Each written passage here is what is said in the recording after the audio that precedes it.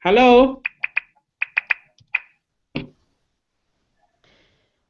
So, Hello. hello and welcome. In today's tough world, the dream to find something meaningful for one's life is a goal in itself. For some, especially amongst young people, the only way to learn about ISIS is through the news or through social media. For some, joining the group means promoting the creation of an Islamic caliphate and ridding it of infidels. According to them, for those, it is to end the so many unfairs and injustice aspects in the Islamic countries and maybe around the world on the hands of the capital superpower countries, also according to them. And for others, it is merely the cool, powerful image of the gang spreading terror and imposing fear and respect on all grounds it invades and amongst inhabitants of those lands they conquer. Yes, and in today's BBC debate here on the BBC News Google Hangout, what we're going to try and do is explore why it is that some organizations, jihadi groups such as so-called IS, manage to attract young men and women who leave absolutely everything behind in order to take up a cause. What is it that's appealing for them? And what can be done to begin to address this? Welcome to the debate. With you here is today I'm Rasha Qandeel from BBC Arabic Service. And from BBC Africa, I'm Nick Ericsson. And we're going to get straight into this debate, not to actually take much of your time. We're here actually today to listen to you, to really to discuss this matter. And I'm going to start straight from our guest today in Google Hangout, starting from my first guest, Mohammed Badan. Mohammed, hi, nice meeting you. And Mohammed is a student and an inspiring politician. Mohammed is an ex-UK Youth Parliament member. Mohammed, hi. Hi. Thanks. Hi, nice having you here. As far as I understand, you took part in a seminar recently about the IS and the propaganda idea they drew about themselves. As far as I understand, it's called Not in My Name, right? Yeah, we saw that there was a hashtag on Twitter going around which was Not in My Name, which many people were using to distance themselves from ISIS and their propaganda. And I live in Leicester in England, so I wanted to get young people, 16 to 25-year-olds from Leicester together to come together, talk about why they don't believe ISIS represents them or Islam as a whole, and sign a declaration at the end saying they denounce ISIS and its practices. To your information, this kind of an initiative, does it really work? Because for those young men and women, the idea is more appealing than some initiative in their point of view, probably initiated in a European country, everything they're now standing against.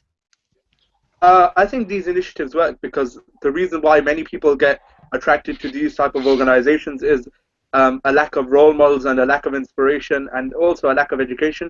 So these young people who we called in to the seminar, to the conference, they didn't belong to some organization or thing. They were young people who felt passionate about this cause and came in. And it's about them going back in their communities, acting like champions for the cause and educating other young people why these organizations don't represent Islam or have nothing to do with a religious cause of any sorts. They're more like a socio-political cause who are using religion as a mask or a scapegoat to get their ideas across. So, Mohammed, Nasir Abbas, you heard there this idea that it was a lack of role models, perhaps using religion as a mask behind which to hide, which perhaps drew a lot of these young people into extremism. You are a former jihadist. You have a somewhat different role in life now. You work to sort of de-radicalize people.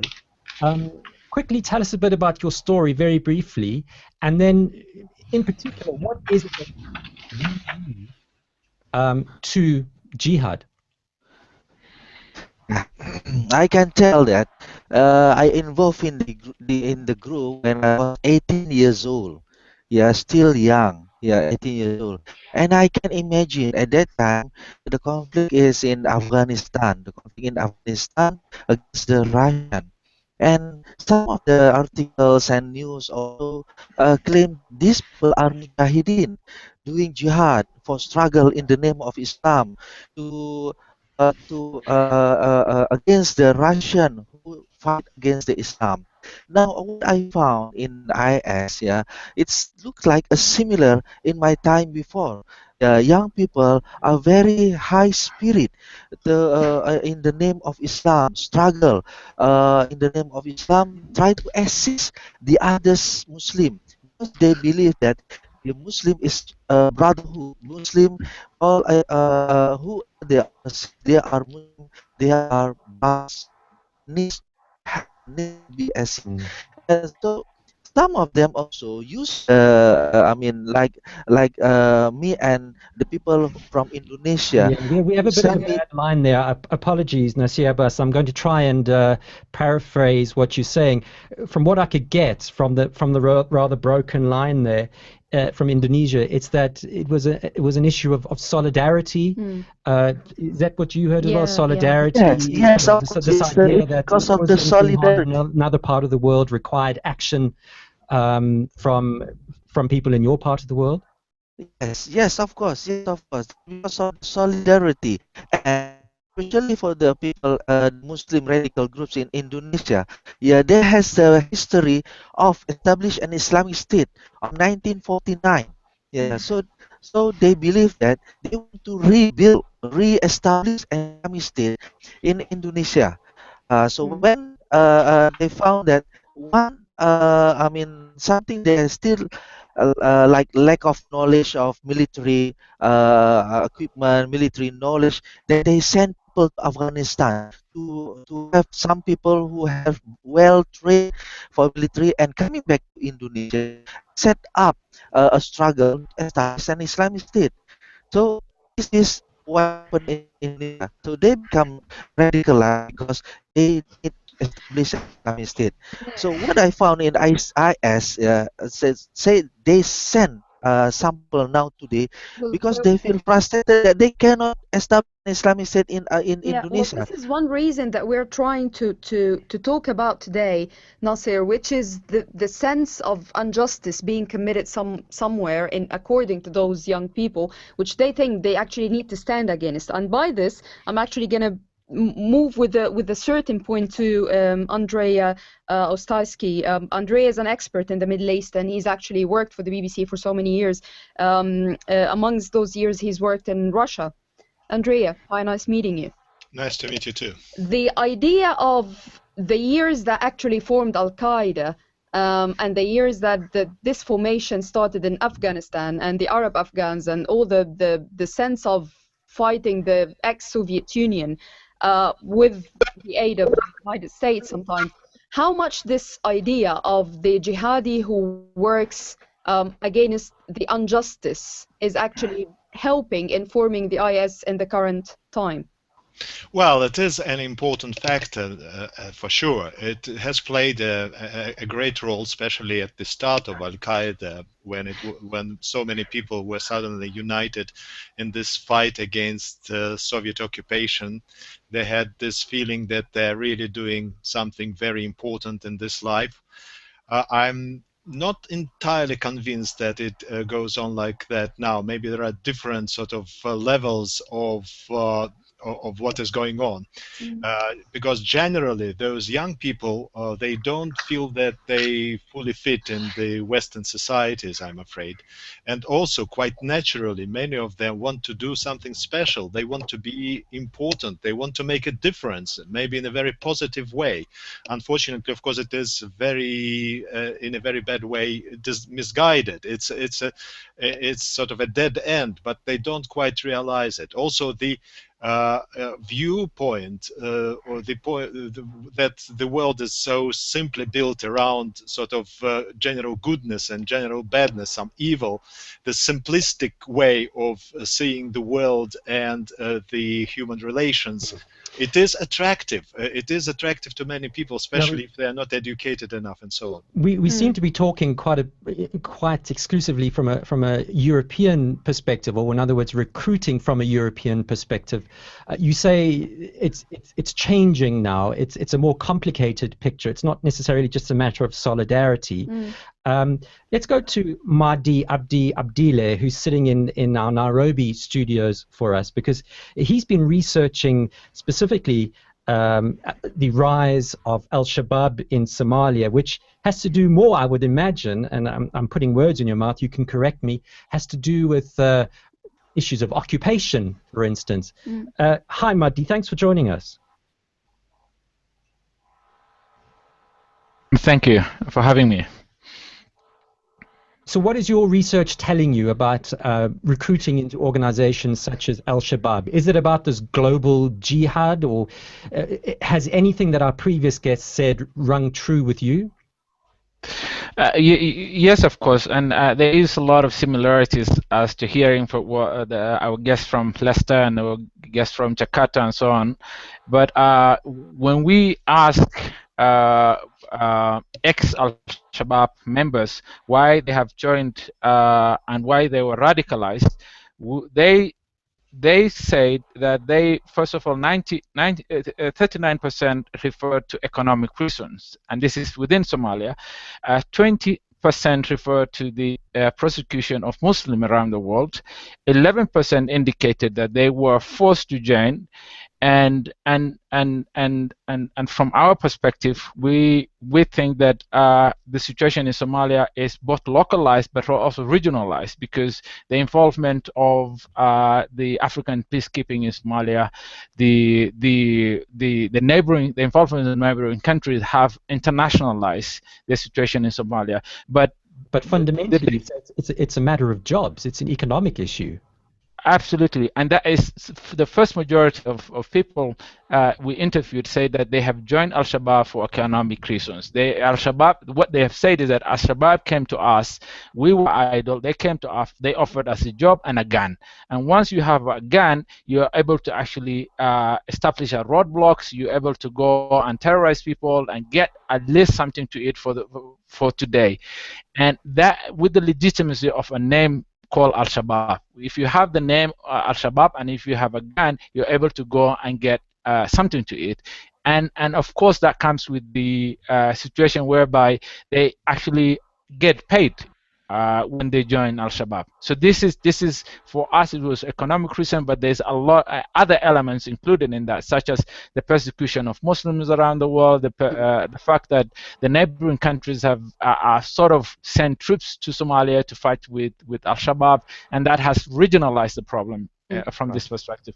Yeah, well, actually, before I introduce Mr. Nur al-Huda Ismail, the founder of the Institute of International Peace Building in Jakarta, I would like just to ask one minor question to Mr. Nasir Abbas before I move to that point. Mr. Nasir Abbas, may I ask you, when did you start feeling that you're not actually changing the world? You were talking about this moving the, diverse of you being that young person who just felt that you're about to change the world, feeling that there are a lot of injustice being committed and you want it to be against this. When did you start feeling that the whole thing is actually not convincing you anymore? Yeah, I started feeling when I found that some of my friends involved in the terrorism action.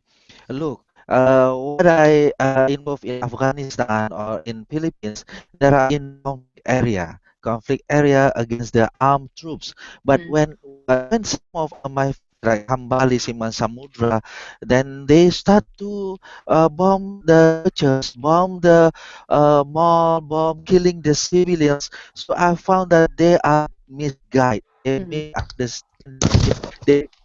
They use the word of jihad and others. So I disagree with that. So I found that it hurt the Muslim others, and it makes the name of Islam in the bad side. Yeah, so that's why I from to take this point as a question to Mr. Nur al-Huda Ismail. Mr. Nur al-Huda, it's nice having you. And the question is, after we read about some of the young British people feeling that they want to ditch the IS, they are not convinced anymore of the principles those people hold, they couldn't get back to their original countries just because they feared getting back, just because the laws are changing, and therefore I'm asking you, what do you think if people are no more believing in those principles, what should they do? I think one has to understand that we need to have compassion to those individuals. Historically, if you look at all the research, most of the political violent activists, they will revisit their old understanding because of numerous reasons. But most of them, the common theme will be disappointment or disillusionment. So I will call those individuals called these disenchanted foreign fighters. Because when they join the group, they imagine to be part of a bigger things. They want to change the world, like the case of Nasir Abbas, for instance. They want to be part of the solution. But when they arrive, let's say, in Syria, they're disappointed. Recently, I was shown a video from one of a foreign fighter here in Australia. What he missed most is Coco Crunch. It's like the beauty life of and oftentimes what they imagine, I want to be part of the bigger thing simply because they are very young. All the jihadists here from Australia who travel to Syria, all of them below 25. Only 2 or 3 they are 30. So it has to do with the youth problems. It's about a question as individual young people who try to get a meaning, bigger than themselves as our So this is with the way I think if you look at all the statistics in the UK, for instance, only 400 come back and they don't do nothing. So they just want to go back to normal life. And then if you look at all, because I have been monitoring through their social media, even they call what happened in Syria is in fact a 5-star jihad. You don't have to jihad all the time, so you can you can stay a while and then join a small battle and you come back again. And some of them really want to go back to their own life when they're done with it. Let's just remind you what we're talking about today here on the special BBC Google Hangout. We're looking at what it is that's attractive about jihad, particularly for young men and women. Why would they leave their families, perhaps an education, a good job behind, in order to travel to Turkey, cross the border over into Syria, and join fighting forces there? I'm joined by Rasha Qandeel. She's from BBC Arabic, of course. I'm Nick Ericsson from BBC Africa. And the hashtag to use if you want to get through to us and have your say, it's hashtag BBC Debate IS. Why don't we bring in Mahmoud Ali, who's no stranger to the BBC. He's a former head of the BBC Bengali service, and he's an expert in security challenges, particularly in South Asia and the wider Asian region. Mahmoud, you've been hearing what's been said. Do you think there's a brand of jihad in your region that is specific to your part of the world? Well, you could categorize.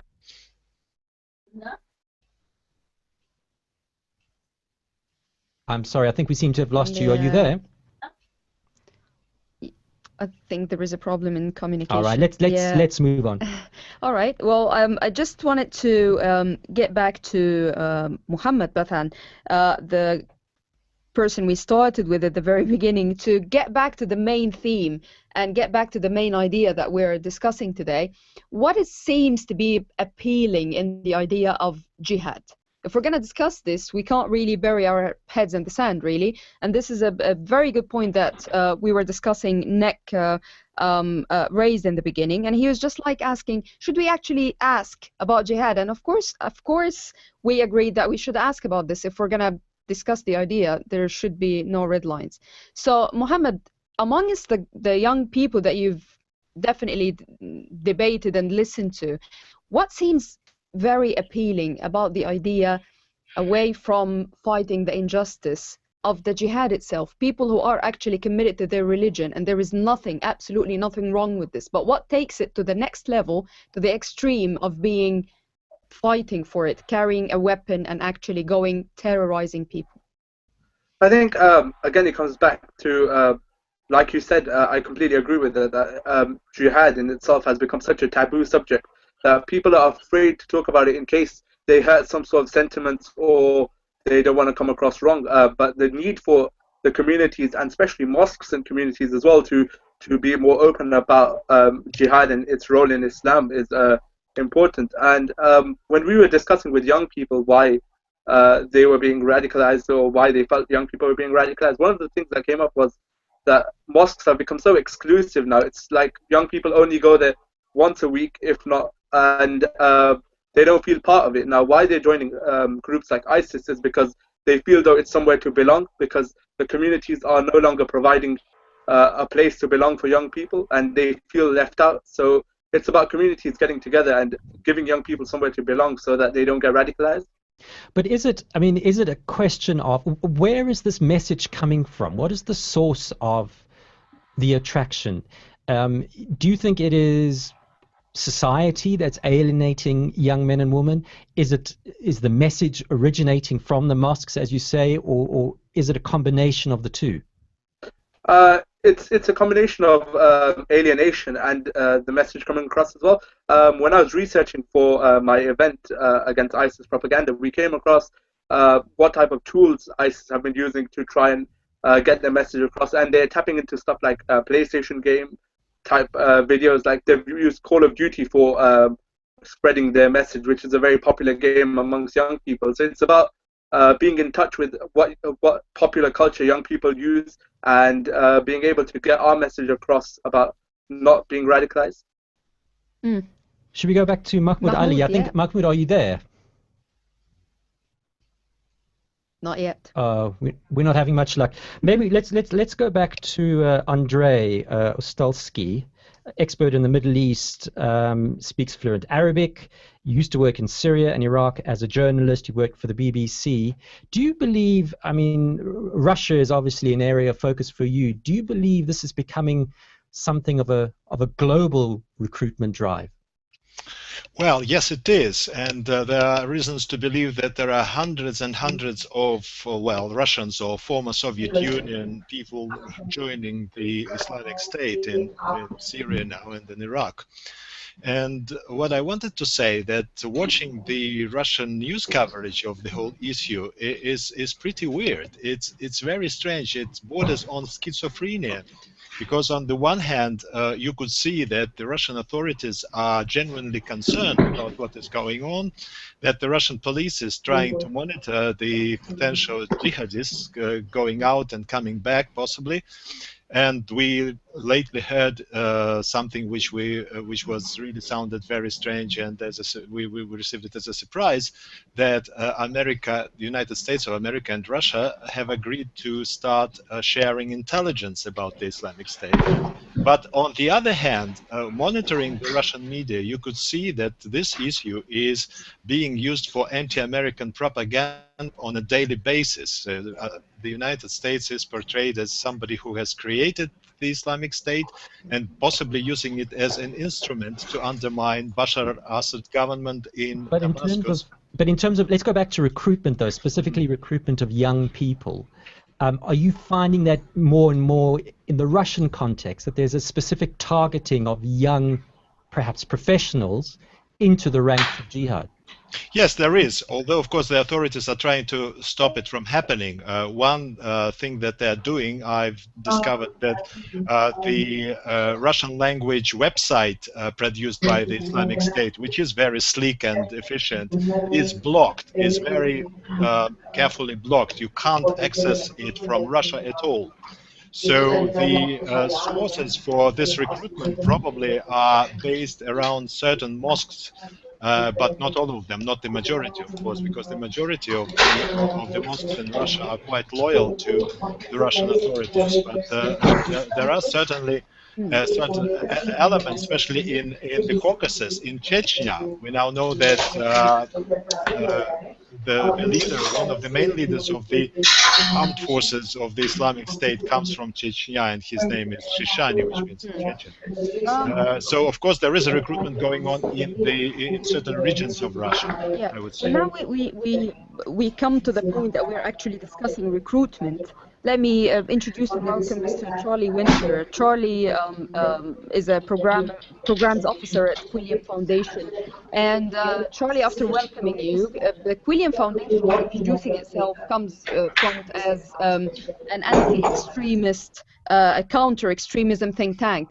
And let me ask you from your research, the recruitment process basically depends on huge funding, as much as and noticing one little thing, the website, the magazine that the ISIS says was for that is actually hugely funded. It's very, very well, the layout is amazing, it's very well produced.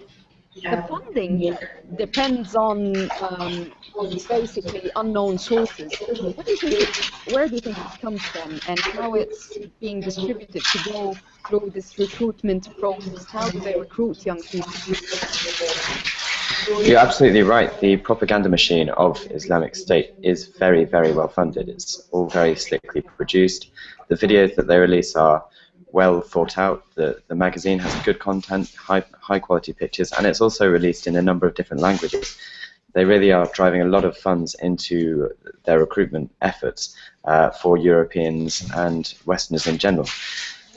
Regarding their financial infrastructure, it's unlike jihadist groups that we've seen before. So unlike Al-Qaeda, for example, which runs off a system of patronage, wealthy individuals, predominantly in the Gulf, donating money to it so it can fund its activities.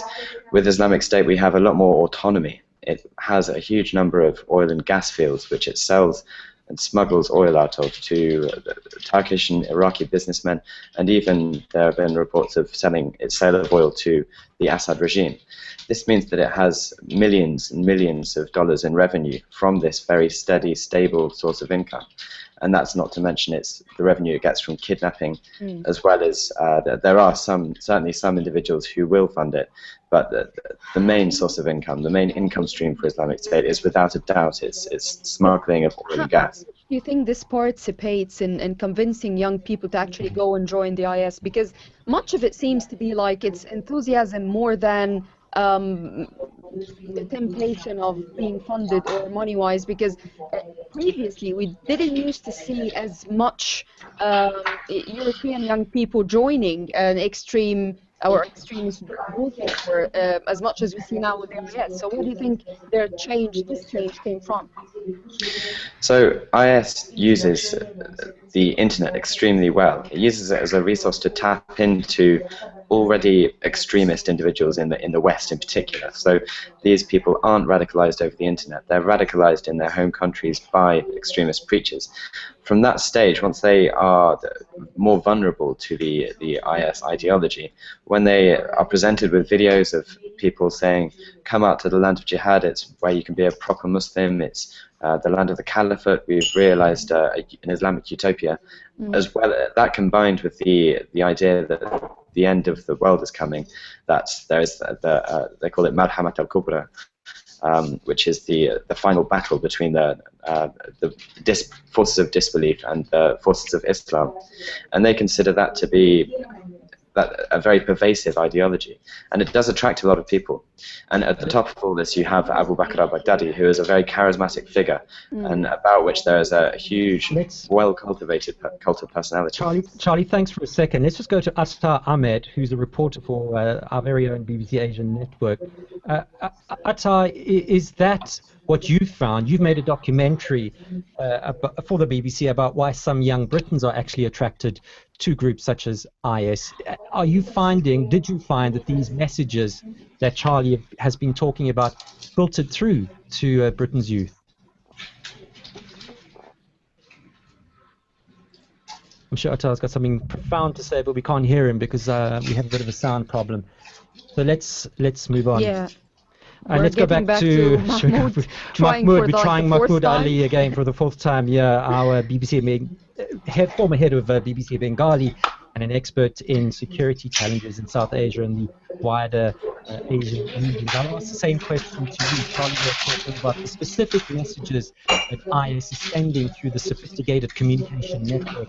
Are those messages, do you believe, reaching the youth in your region?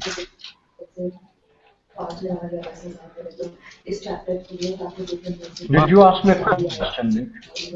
It seems like every time we try to speak to Mahmoud, something happens to the... Maybe you should ask. Maybe it's me, maybe. Yeah. We actually have a thunder Can you hear me? Mahmoud's end in Malaysia. Anyway. I believe so. All right, we'll try to give Mahmoud another chance later, probably. Yeah. But let's move to with a question to back to probably Mehdi in where?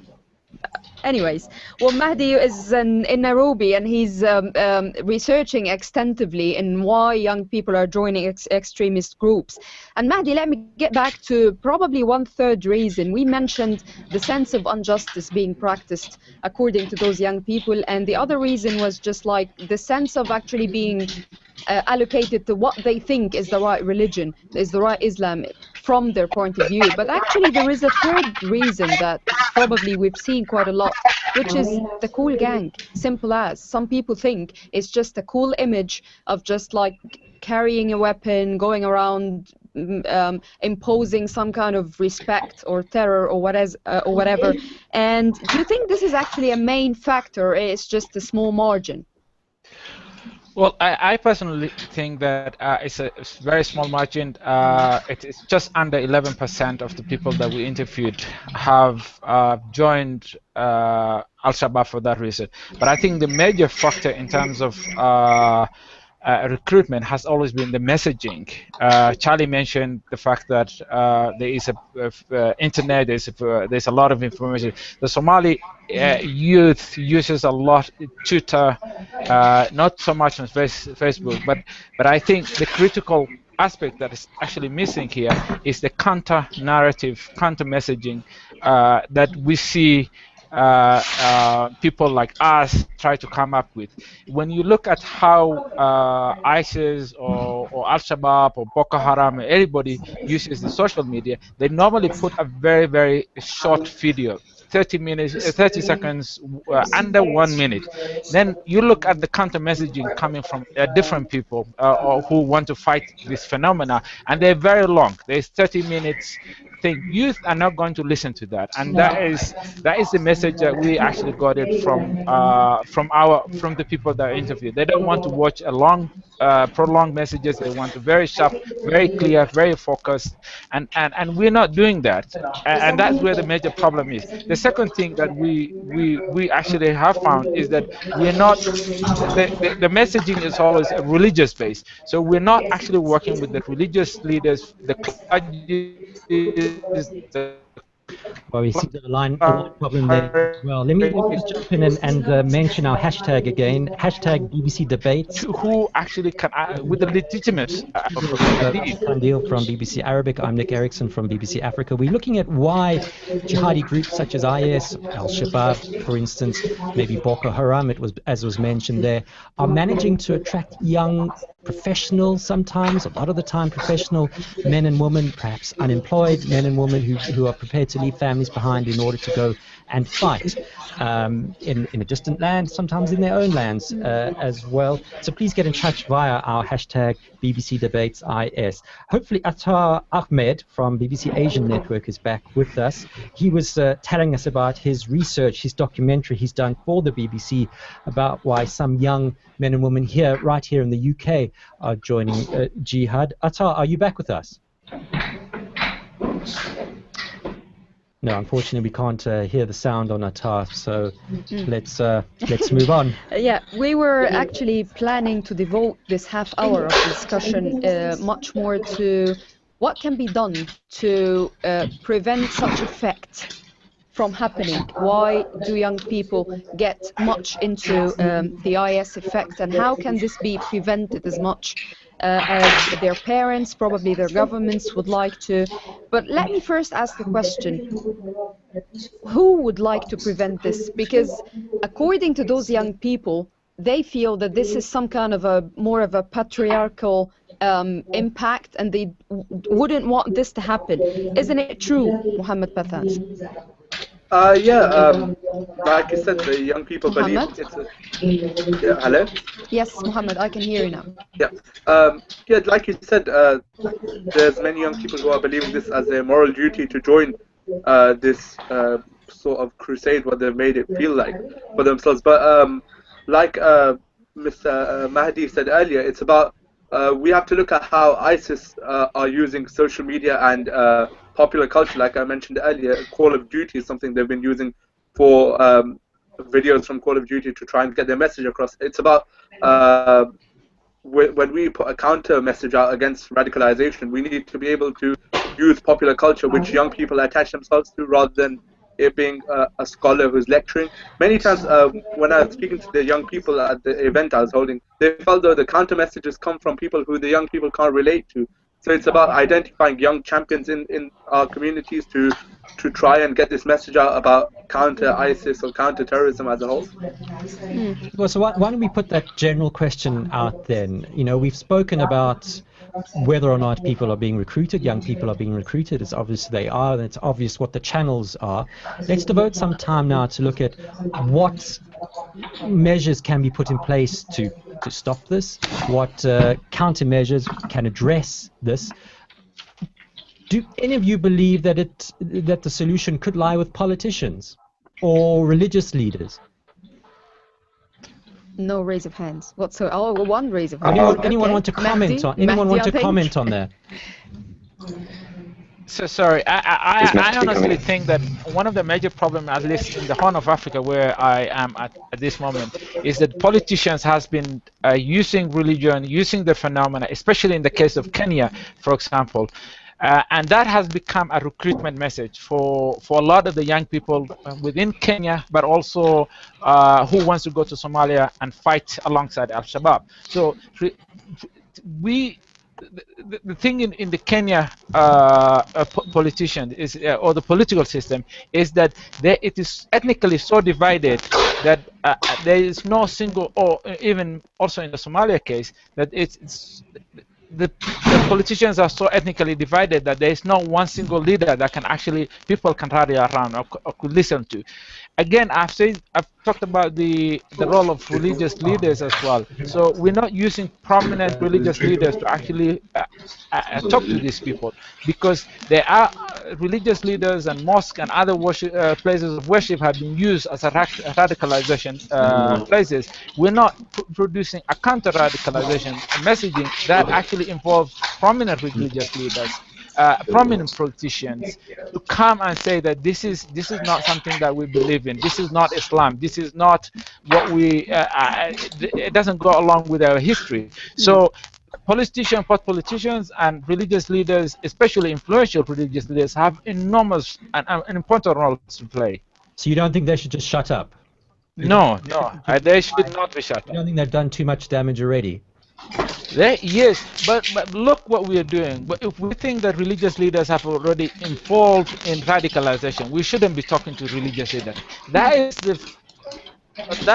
is a fundamental mistake.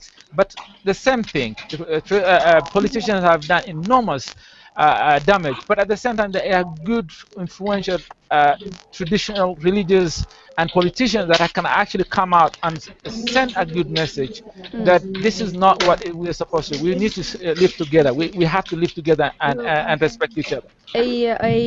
Some of the suggested measures, Mr. Noor al-Huda Ismail, here in the UK, were just amongst them. We're just like pulling back nationality or sending them to their original countries if they're like the second generation nationals. And some of these measures were rejected or pulled back. And I would like to ask you, do you think such measures would actually be helpful in the future, given that those people are actually British nationals, some of them are European nationals from some other countries? Do you think this is actually a good cause for countries who put themselves as good defenders of human rights? I think if we block them to go back to our own countries, we run two things. We run the risk for two things. First, we are running the possibility to get the empirical of evidence, understanding the reason they understanding the reason they do what they do now. So we lose that opportunity, because understanding doesn't mean supporting, and the best way to defeat enemy by understanding them.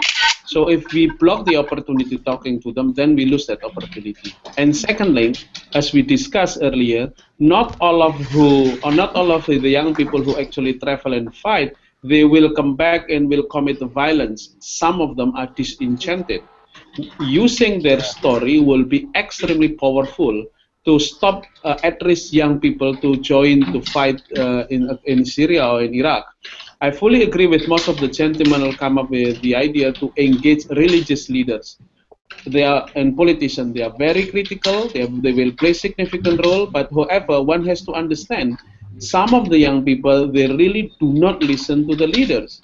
So what we need to have is we have to distinguish between religious leaders and opinion makers.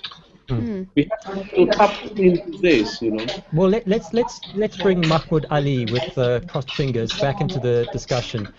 Hopefully, the storm has abated enough in Malaysia that you can speak to us now. Politicians, religious leaders, are they part of the solution, or are they part of the problem in South Asia, or sort of the wider Asian region? Are you asking me? Yeah, I'm asking Mahmoud Ali, please.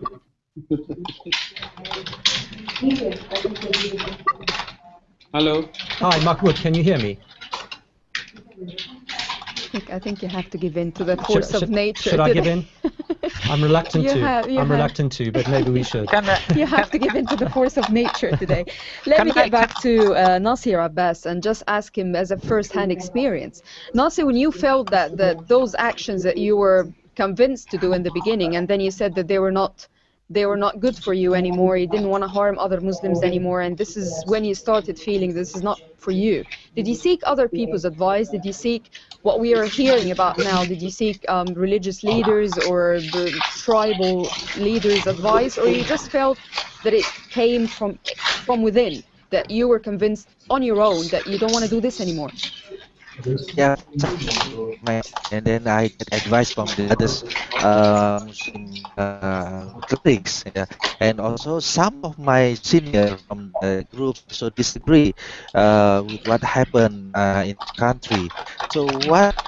So that's why I mean I try to look others, and I found that it's a bad thing to kill the other civilians, yeah, because it's also not part of the Islamic teaching, and Prophet Muhammad also never killed the civilians. And what I found in ISIS, some of them who go to Syria just want to know how to use the guns. I want to get an adventure experience, because this is also similar what I feeling before. Some of them go to Afghanistan also for solidarity, but also want to have a knowledge, technology of military. Yeah, and some of them say that this is the opportunity to find, fight till die, and to look for, to be a market, and get to be died for heaven. This is what also some we need to unfortunately high spirit. Is just too poor on that line, and sorry for that. Apologies. Charlie Winter from the Quilliam Foundation. Do you believe that this is a global struggle for the minds and the hearts of the world's youth, or should we still be looking at this as issues in individual countries? And if so, what is the solution? What is the course of action you suggest? To an extent, it is a global issue. There are people going to fight for Islamic State from around the world. From, I think the latest estimate was from 91 countries, and there are about 16,000 foreign fighters fighting in Iraq and Syria right now. So it is a global issue. That said, there are some countries that have a higher proportion of foreign fighters going out to Iraq or Syria. These are countries like the UK or Belgium or France.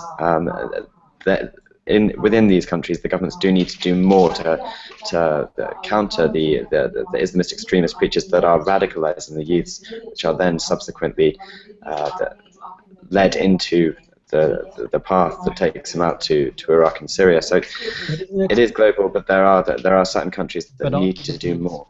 Aren't we looking at something much more long-term, though? If one of the main issues, as we've heard a number of times in our discussion, one of the main issues is poverty, unemployment, lack of jobs, lack of opportunity, general despondency. We're not talking about stopping a few radical preachers.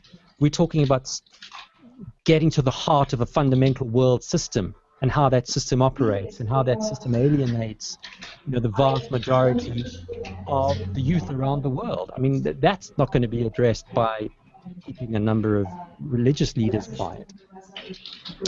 No, it's not. I think that there are different measures that need to be done in different countries. I think that the people being radicalized in the UK are radicalized for different reasons than they are perhaps in a country like Kenya or Somalia. I think that the political situation really does affect why someone would be attracted to the IS cause. I think in the UK and other European countries where there are known to be extremist preachers who are luring youths into the Islamist worldview, there does need to be counter-messaging against them, because what's happening is grievances that everyone has are being reframed and looked at through the lens of Islamism. And the world is being cut into Muslims and non-Muslims. And from this paradigm, people are then kind of pushed down into a path that eventually leads to them finding a group like Islamic State appealing, even though it's massacring people in their thousands. And it is something which is common to all jihadist groups, all Islamist groups. They put grievances within an Islamist lens and then manipulate people that way. So there is something that can be done, but I think that countries across the world need to react differently to this. I think the UK, where obviously the Quilliam Foundation is based, must do more counter-narrative work. There needs to be more challenging of these. Discussing the longer-term solutions, probably I'll get back to Andre about the short to mid-term kind of vision about what happened in what's so-called the Arab Spring, and how are the frustrations of the young people in the Middle East countries would actually form the future of those people, and how much are they going to join or be sympathetic with such groups in the long or short term. So Andrea, do you think that if the real injustice being committed in the Middle East solved in the short or mid term, is this going to solve anything? Are those people going to get back the hope that they would wish for their countries? Well, I wanted to point out the example of Chechnya, what happened during the first Chechen war. Before that, there was a long-standing tradition of Sufi-mystical Islam in Chechnya. The Salafi Islam was practically unknown, was seen as something exotic, alien. And then just in a few years, Chechnya has been radicalized, and it was turned upside down. Similarly, in Iraq, where I spent a few years, you could see that one of the unintended consequences of the American action, American invasion and occupation there, was that the Sunni population started feeling isolated, and there was this impression that the Americans just brought the Shia community into power, discriminating the Sunnis. And it had a lot to do with the birth of Al-Qaeda in Iraq, which is probably the basis of Islamic State. That's where it all started. So in every country, in every region, there are slightly different situations and slightly different factors at play. There are hardly universal sort of instruments or methods of dealing with this issue. But generally, the politicians should start by just knowing a little bit more about these areas where Muslims live before they dare to intervene. Otherwise, they get the results they didn't want at all. So Andre, they're saying politicians probably are part of the problem rather than the solution. Atta Ahmed from BBC Asian Network, let's go back to you. Hopefully your sound problems have been sorted out. Tell us a bit about the documentary you made recently for the BBC, which looked at this very issue of recruitment into jihadi groups by certain individuals targeted at young men and women in the UK. What did you find? I mean, essentially, the documentary looked at what the concept of a caliphate meant to young British Muslims, why it resonated with some Muslims. And as part of the documentary, we actually held a debate with young British Muslims from different sects, different denominations within Islam. And it was very interesting to see how many of them agreed with the idea of a caliphate, but in very, very different terms. For some, it was a very political system, for others, very spiritual, and for some, it was actually a combination of the two. So although many of the young British Muslims in the panel did subscribe to the idea of a caliphate, it wasn't as black and white as is perhaps sometimes portrayed. What was interesting, though, when it comes to jihad, it was a very similar thing. Some of them thought jihad was a holy act of war, whereas others thought it was a very spiritual battle which one had to kind of take against oneself, essentially. Well, this is basically like the proactive solution that some of the governments are looking for. But if we get back to the individual initiatives, do you guys believe that probably coming from within, there might be like an alternative project for each of those young men or women that might take them to the next level of going radical, but on a, I don't want to say good or bad because it's still like very judgmental, but I mean on a direction that is not going to harm themselves or anyone else. So let's take them one by one. Let's go to you guys, like starting from Mohammed Bathan. Mohammed, from your seminar, did you really get this idea that they're actually, like any young person in the world, they're looking for a dream? So if they find the right dream, between inverted commas, they might actually go for that and ditch the extreme ideas. I think what we've seen is with the rise of radicalism, it's a few factors that come into play. Recently, we've seen a poverty of aspiration in a way as well. So, like I said earlier, it's about getting young leaders to inspire others.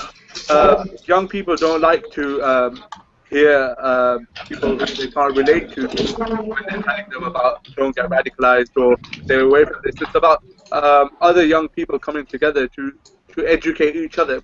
You know, young people learn better from peers.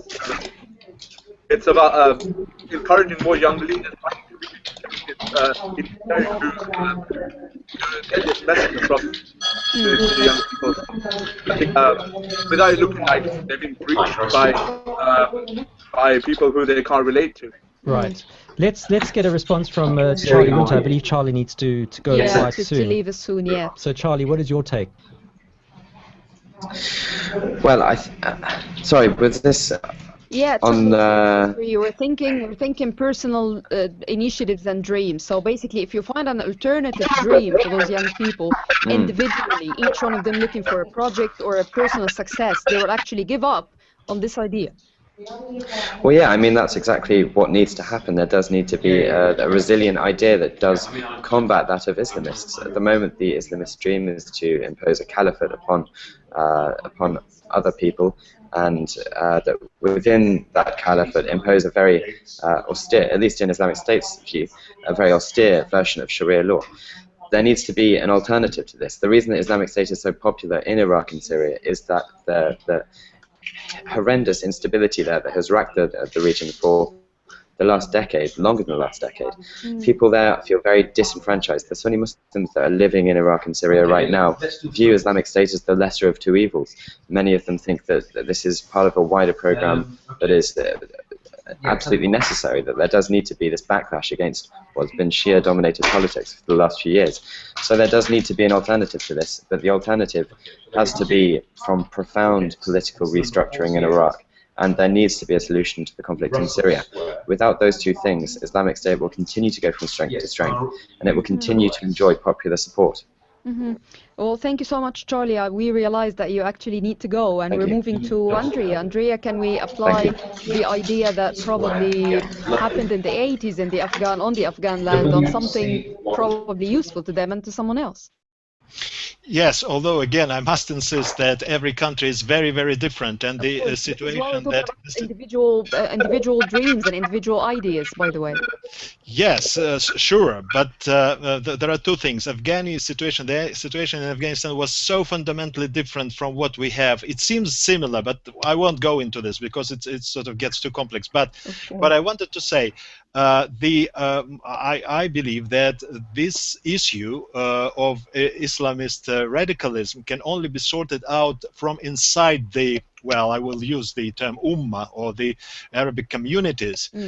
And the West, the outside world, of course, should help, but it's just so much that others can do about this. Of course, not making mistakes like the ones committed by the West in Iraq and Syria, and by the Soviets in Afghanistan or in Chechnya would help very much. But as I say, the time will come, I'm sure, I'm quite optimistic about this, that the Muslims themselves, they will find the right solution and new ideology which will become attractive to their younger generation. Andrea, thank you so much for that and for your time this afternoon. Let's get a response from Mahdi Abdile. What is your take? What is the dream you think that should be offered to the youth?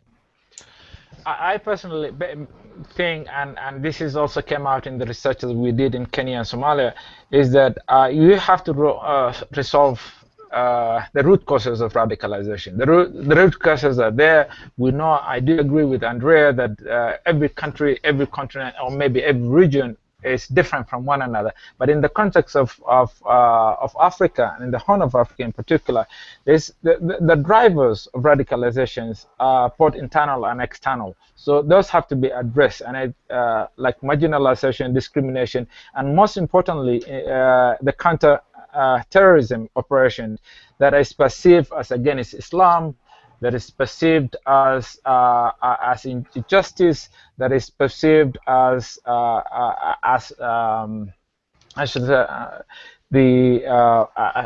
driven by the Christians against the Muslim. This has to be addressed. And secondly, we have to offer youth an opportunity.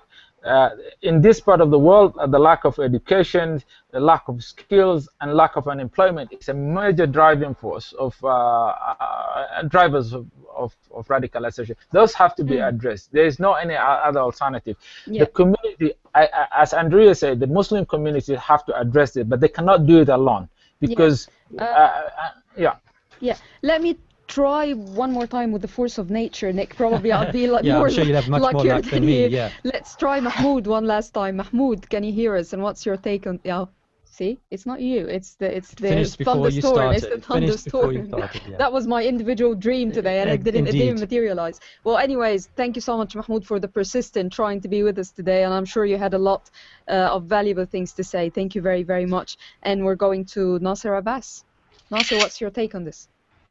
Yeah, it's still we need people to, from the Muslim clerics, religious, to make understand Abu Bakr is not an caliphate. Yeah, he is not an caliphate. So this should be make people understand that is wrong. Some of you people, young people, agree and believe that he is the caliphate now. So so we need to break it out. Yeah. And Attar Ahmed, thank you very much, by the way, for that, Nasir Abbas, and for your contributions today, your fascinating contributions, and for your time. Attar Ahmed, what were young British Muslims telling you specifically, if anything, that they would see as an alternative dream? I mean, it's interesting. A lot of the imams I've spoken to have spoken about the concept of theological resilience, which is basically providing young Muslims with the skills, both in terms of their religion, but also in terms of British society, to equip them with things like patriotism, having pride in their country, and feeling the need to contribute to their country. And a lot of the young Muslims I've spoken to are actually very proud to be British, and they see no distinction between their religion and their country. So I think at the moment, many young British Muslims feel isolated and, to a certain extent, separated from the country. They feel, many of the Muslims I've spoken to feel as if their religion is being taken advantage of by groups like Islamic State. And so for them, it's very important that they regain their sense of identity, not only as Muslims, but also as British citizens. Thank you. Well, that would leave like 30 seconds to Mr. Nurul Huda Ismail. Can actually alternative dreams work, Mr. Nurul Huda? I think it will work very well, because many young people that I spoke to, the reason why they choose into the path of violence simply because they do not have enough alternative in their life. So providing them ample of choices, that will stop them from joining this rank. Yeah. Thank you very, very much for all our valuable guests. We can't thank you enough for this rich debate. And thanks for my colleague here. And here's from us. Thank you very much. Yeah, indeed. Thank you, Rasha Qandeel. I'm Nick Ericsson from BBC Africa. Rasha's from the Arabic service. And don't forget, you can continue the conversation on hashtag BBC Debate IS if you so wish. Thank you all for your time and for you for watching. And let's do it again soon. Yeah, see you next time. Bye. Shukran, Rasha.